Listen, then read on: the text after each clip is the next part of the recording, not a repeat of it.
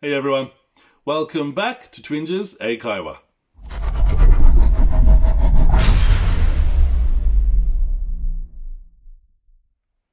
皆さんこんにちは。Twinges 英会話です。Welcome back。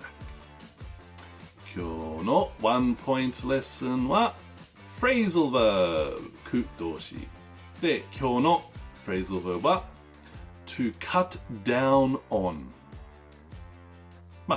英語の説明というのは to reduce the amount of frequency that you do something 普段言っていることの頻度を減らす。ちょっとネガティブのすることをコーヒー飲みすぎるとかお酒飲みすぎるとかタバコ吸いすぎるとか、あれはもし to cut down onあれは減らすっていう意味。例えば I need to cut down on coffee. I drink too much. コーヒーを減らす必要がある。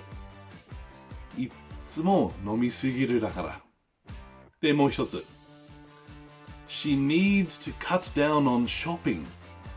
She spends too much money. 彼女は買い物を減らす必要があります。いつもお金使いすぎる。で、最後もう一つ。He's trying to cut down on beer. 彼はビールを減らすとしている。はい、皆さんもう一回。to cut down on。その自分のすること、やることをちょっと減らす。はい、皆さん勉強しましたか？はい、よかった。それで、なんか質問あれば、提案あれば、みんな下、コメントお願いします。で、皆さん、いつも見る、本当にありがとう。Thank you for watching, and see you in the next one. Bye bye.